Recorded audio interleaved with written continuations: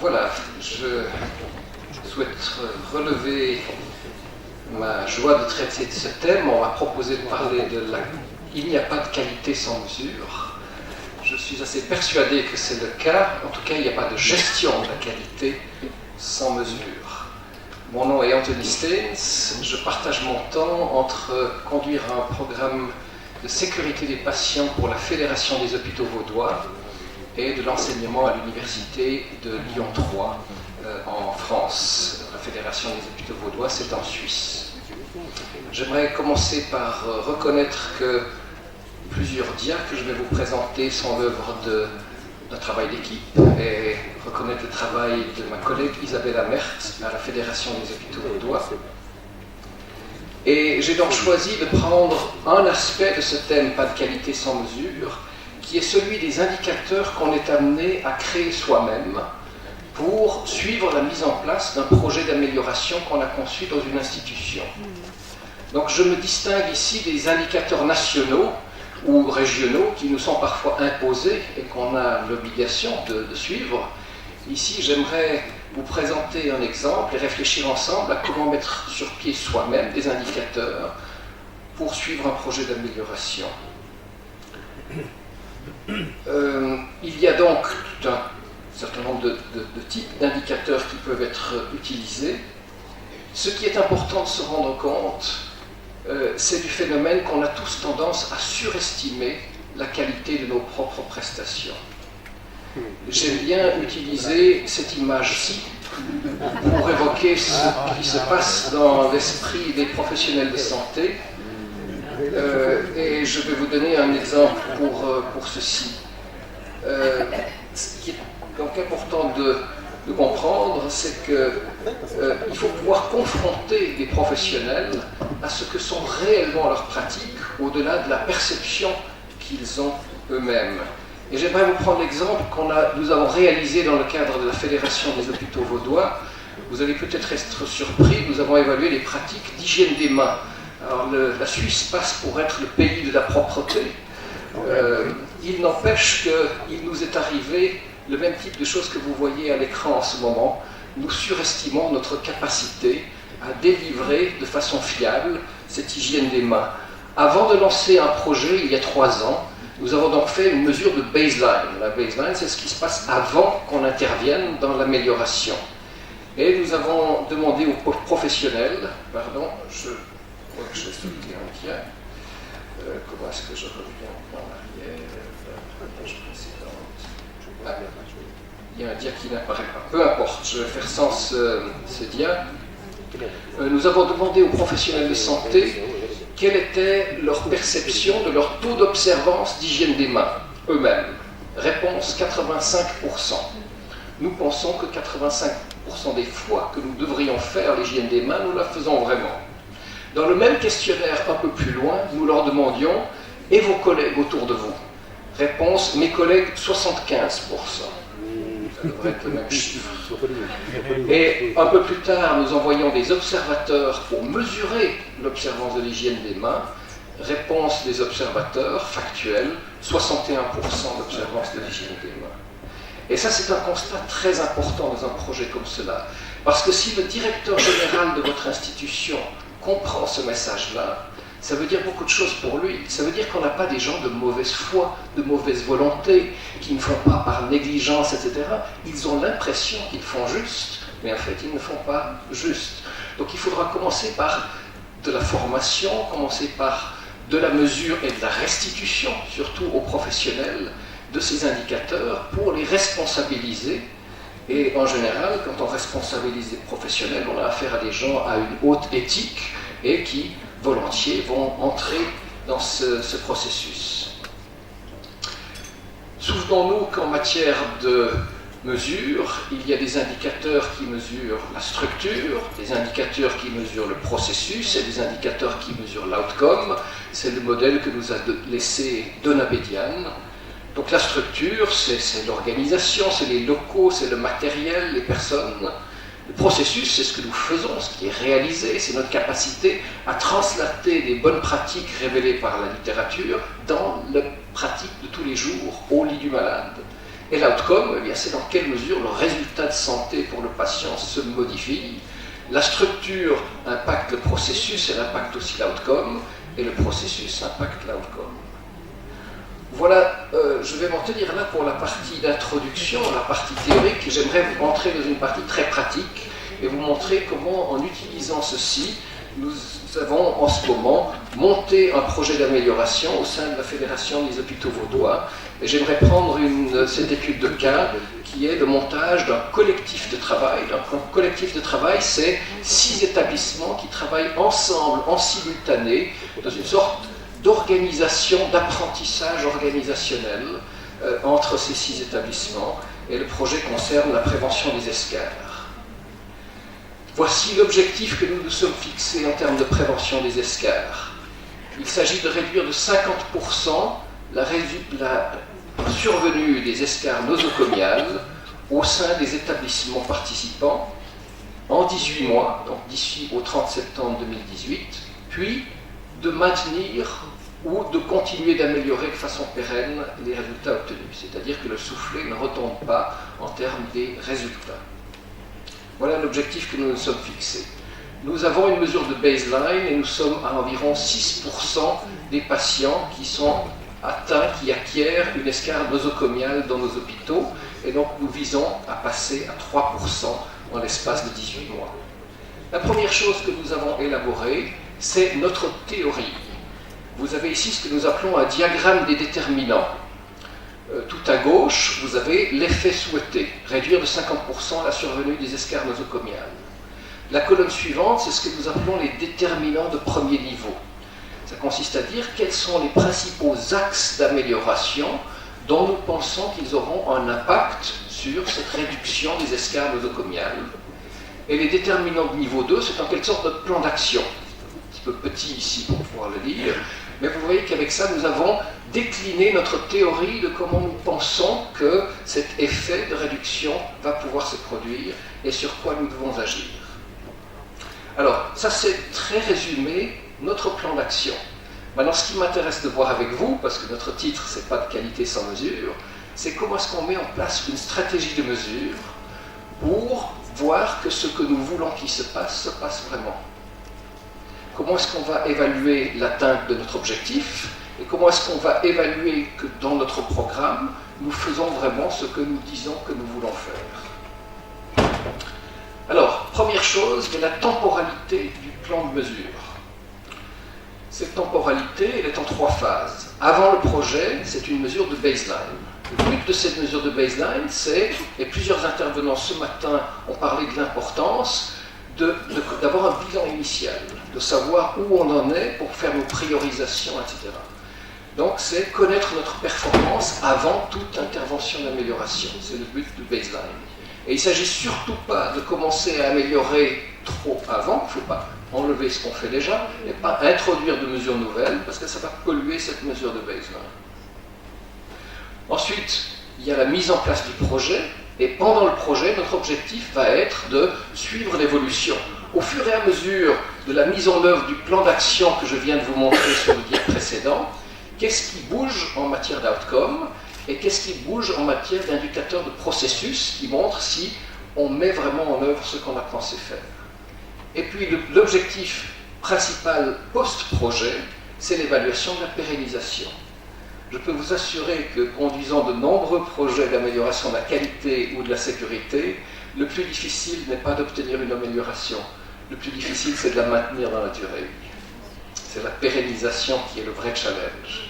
Et donc il faut absolument qu'on n'arrête pas toutes les mesures à la fin du projet. Certes, on va alléger les mesures à la fin d'un projet, parce qu'on n'a plus les mêmes moyens après un projet, plus le même budget, etc. Mais il ne faut pas laisser tomber toutes les mesures, et il faut suivre si les bénéfices sont maintenus. Alors, vous avez ici repris, il y a au centre le logo de notre projet sur la prévention des escarres, et puis vous avez les 6 axes qui étaient sur notre diagramme des déterminants. Je vais rappeler ces 6 axes. Il y a d'une part l'évaluation du risque d'escarre. Si on a bien dépisté ce risque, on pourra mieux prévenir les escarres. Il y a la responsabilisation des collaborateurs par la mesure de leur performance et de la restitution de ces mesures en matière de prévention des escars. Il y a la sensibilisation des patients et de leurs familles. Il y a l'amélioration des pratiques cliniques de prévention par l'application d'un bundle, donc d'un paquet d'interventions d'amélioration. La formation des collaborateurs est très important aussi, la culture et le leadership. Voilà nos 6 axes. Et donc, si nous voulons mesurer la mise en œuvre de tout ça, il faut que dans la stratégie de mesure, on soit cohérent. D'une part, qu'on mesure l'atteinte de notre objectif principal, ça c'est la mesure de résultat, mais aussi qu'on mesure si on réalise vraiment chacun de ces 6 axes. Ça veut dire qu'on doit baliser l'ensemble de ces 6 axes par un portefeuille d'indicateurs. Et c'est ça que j'appelle cette stratégie de mesure. C'est un portefeuille d'indicateurs. Alors il y aura des indicateurs de structure. C'est par exemple le bilan initial, bilan final des surfaces de prévention des escars, des matelas anti-escars, des coussins de positionnement, etc. Ça, c'est de la structure. Ensuite, il y aura des mesures de processus. Par exemple, le suivi de l'implication des patients. On pourra aller regarder dans les dossiers de soins s'il y a une traçabilité de ce qu'il y a une information qui a été faite au patient ou à sa famille, qu'il y a un pamphlet, un flyer qui a été remis, qu'il y a eu une discussion d'éducation thérapeutique du patient, etc. Et puis, il y aura des indicateurs de résultats. Et je vais revenir sur un d'entre eux qui est le Safety Calendar dans un petit instant pour vous l'illustrer, tout comme le taux d'incidence. Ce sont les escars mesurés dans le cadre de ce projet, exprimés sous forme d'incidence. Il y aura aussi une diversité des types d'endroits où on va aller chercher ces indicateurs. Certains viendront du dossier du patient, c'est l'escar elle-même par exemple. Certains se font des enquêtes sur questionnaire, parce que c'est très important qu'on suive aussi la perception qu'ont nos collaborateurs de notre projet d'amélioration. C'est une mesure de l'adhésion de nos collaborateurs. Et les projets les plus magnifiques qu'on peut avoir dans la tête des concepteurs, s'il n'y a pas l'adhésion des collaborateurs, il n'y a pas d'impact du projet. Donc mesurons aussi l'adhésion. Ça peut être fait par des choses très simples. Nous utilisons tous les 3 mois un questionnaire auprès d'un échantillon de collaborateurs sur est-ce que vous, par exemple, les questions qu'on utilise, est-ce que vous connaissez les résultats de la dernière mesure? Première chose. Est-ce qu'ils ont été affichés dans votre service? Est-ce qu'ils ont été discutés dans votre service? Et est-ce que des objectifs ont été fixés dans votre service sur la base de ces résultats? C'est des exemples d'indicateurs. Ça n'a pas besoin d'être lourd, mais c'est très instructif pour suivre la mise en œuvre d'un projet. Et donc ici, vous avez un récapitulatif de cette stratégie de mesure, ce portefeuille d'indicateurs. Dans la première colonne, vous avez l'ensemble des indicateurs qui sont utilisés, et puis dans les colonnes suivantes, vous avez quel est l'objectif de chacun de ces indicateurs. Et vous voyez qu'il y a 2 indicateurs qui nous servent à mesurer l'atteinte de l'objectif principal. Je rappelle que c'est la réduction de 50% des escars nosocomiales. Il y a un indicateur qui est un outil de conscientisation des escars dans l'unité et d'action du leadership. Il s'appelle le Safety Calendar et je vais y revenir dans le dia suivant. Il y a des indicateurs qui permettent de voir si les bonnes pratiques prescrites par la littérature et donc par le collectif de travail sont réellement mises en œuvre. On va aller voir par exemple dans un échantillon de dossiers de patients, est-ce que pour chaque patient, on a prescrit la bonne surface de prévention anti-escar? Est-ce qu'il y a eu une évaluation de la peau? Est-ce que la mobilisation du patient se fait régulièrement? La gestion de l'humidité, la nutrition, etc. pour chacun des patients. Alors j'ai parlé plusieurs fois du Safety Calendar. En quoi est-ce que ça consiste? Vous avez ici un exemple sur le projecteur. Vous voyez qu'il y a les 31 jours du mois qui figurent et on utilise un document comme ceci dans chaque unité de soins.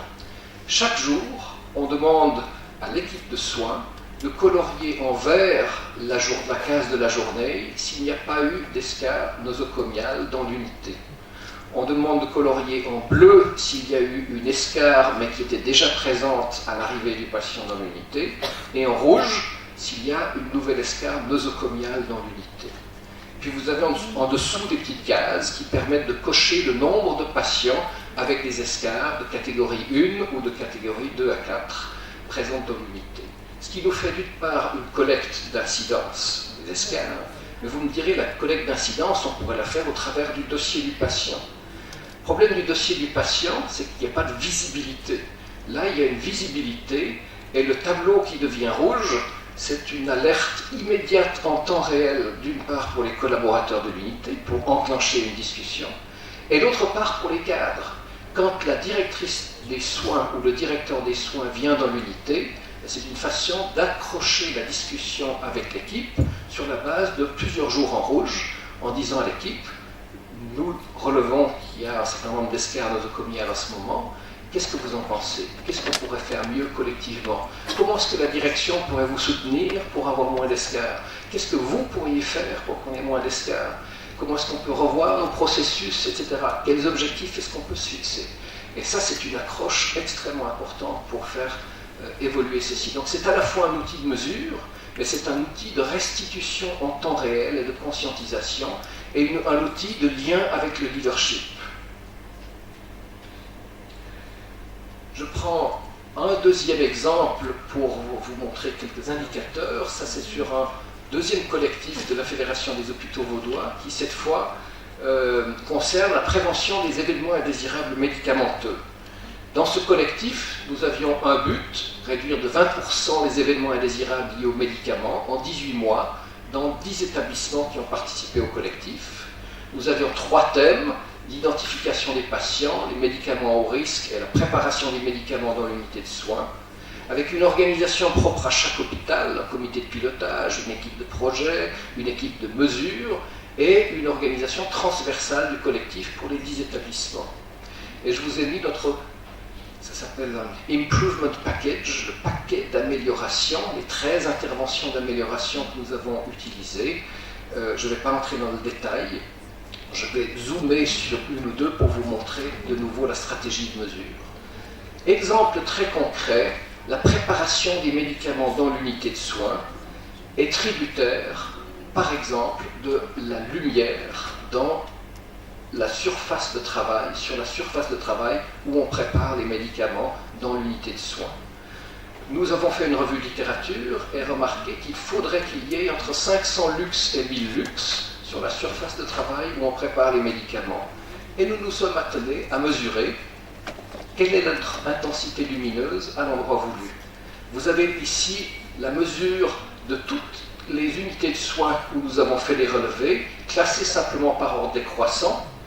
Et vous voyez, ceux qui sont à l'intérieur de la zone rouge, c'est ceux qui ont assez de lumière pour fiablement préparer les médicaments. Et vous voyez tout en bas, l'unité 35 par exemple, ou l'unité 46. L'unité 46, ça c'est l'équivalent d'une intensité lumineuse d'environ 4 bougies pour la préparation des médicaments. Et nous sommes dans un pays qui a les ressources pour ses soins de santé, qui met 11% de son PIB sur la santé. Et donc, ça, c'est des choses très révélatrices. C'est une façon d'empoigner un problème, de le rendre visible, et croyez-moi, certains problèmes peuvent être photodégradables. Il suffit qu'on mette le problème en lumière pour qu'il disparaisse automatiquement. Ça, c'est des choses faciles à résoudre. Quand une direction générale voit ça, elle se dit instantanément, on ne peut pas laisser ça aller, et ça ne prend pas beaucoup de moyens de corriger. Et en plus, les collaborateurs se sentent respectés, et c'est bienvenu de la part des collaborateurs. Voilà un exemple d'un hôpital, ce qui a été changé, c'est simplement le néon que vous voyez ici qui a été rajouté. C'est très trivial, mais croyez-moi, sur la fiabilité de la préparation des médicaments, ça a de l'impact. Ensuite, il y a toute la frange de ce qu'on me dit tout le temps, il y a des choses qu'on ne peut pas mesurer. Je prétends que beaucoup de choses peuvent se mesurer. Par exemple, nous mettons en place une nouvelle procédure pour l'identification des patients au moyen d'un bracelet. Eh bien, demandons simplement par un échantillon de collaborateurs, est-ce que vous l'utilisez? Est-ce que vous posez le bracelet? Est-ce que vous expliquez aux patients quand vous posez le bracelet? Est-ce que vous contrôlez l'identité du patient quand vous posez le bracelet, etc. Et par autodéclaration, on arrive déjà à mesurer beaucoup de choses. Là, vous avez la ligne bleue qui est avant le projet, la ligne rouge qui est à la fin du déploiement du projet. Et vous voyez que c'est une possibilité avec ça d'agir, d'avoir un indicateur qui agit comme révélateur. Autre exemple, nous avons fait un audit, donc contrôle des piluliers, des barquettes qui contiennent les médicaments pour la journée, préparés par le personnel de nuit pour le personnel de jour. Donc ce sont des audits qui sont faits après la préparation et avant l'administration aux patients. Avant le projet, 6% des doses qui étaient dans les barquettes n'étaient pas, soit pas la bonne dose, soit pas le bon médicament, soit pas la bonne voie d'administration, soit etc. 6% d'erreurs. Pendant le projet, 4%, après le projet, 3%. Alors vous me direz, 3% c'est encore beaucoup trop, je serai entièrement d'accord avec vous. Il n'empêche que ce qui est important est de pouvoir mesurer si on fait vraiment ce qu'on a convenu qu'on faisait et en mesurer l'impact. Comment pouvez-vous savoir si les événements indésirables médicamenteux baissent dans votre hôpital? Certains ont proposé, on pourrait utiliser le système de déclaration des incidents. Problème, si vous mettez un ambitieux projet en même temps en route, vous risquez d'avoir plus de déclarations, puisque les collaborateurs se diront ça sert à quelque chose de déclarer, il y a des gens qui étudient l'amélioration, donc déclarons plus. Et vous aurez l'impression que le phénomène s'aggrave, alors qu'en fait le phénomène s'améliore. Ce que nous avons utilisé, c'est ce qui s'appelle le Trigger Tool, l'outil déclencheur. Vous avez ici un exemple de 21 de ces critères. Donc si vous avez par exemple la présence de vitamine K dans le dossier, vous pouvez vous dire que c'est peut-être parce qu'on a administré un excès d'anticoagulants ou les anticoagulants aux faux patients. On trouve rarement dans un dossier quelqu'un qui écrit « j'ai fait une erreur, je me suis trompé dans la prescription, dans l'administration du médicament, etc. » Par contre, il est rare qu'on ne trouve pas vitamine K s'il y a eu un excès d'anticoagulants. La même chose pour Narcan, naloxone par exemple, c'est peut-être qu'il y a eu des opiacés aux faux patients ou 10 fois la dose de PAC, etc. Et ce sont donc des critères de dépistage d'un événement indésirable. Ce n'est pas parce que ce critère s'allume qu'il y a un événement indésirable, il y a beaucoup plus de probabilité qu'il y en ait un et ça vaut la peine d'aller fouiller dans ce dossier-là. Ça prend 20 minutes par dossier pour faire ces revues de dossier. Et alors qu'est-ce que ça donne? Voici l'outil de mesure de l'outcome.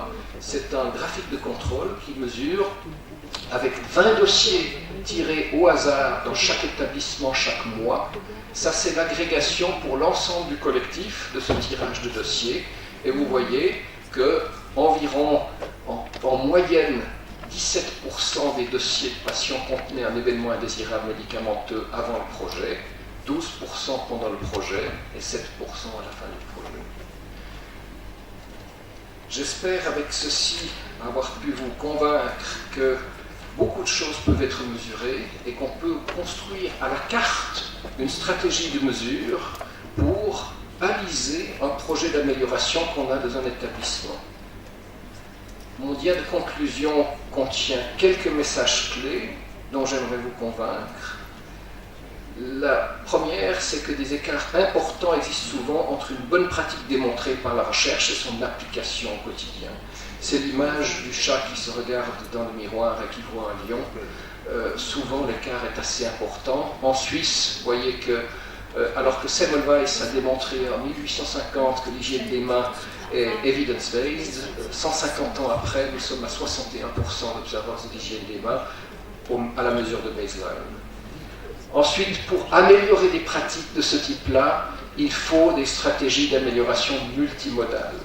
Juste écrire une directive en prescrivant un changement de pratique n'amène pas au changement de pratique.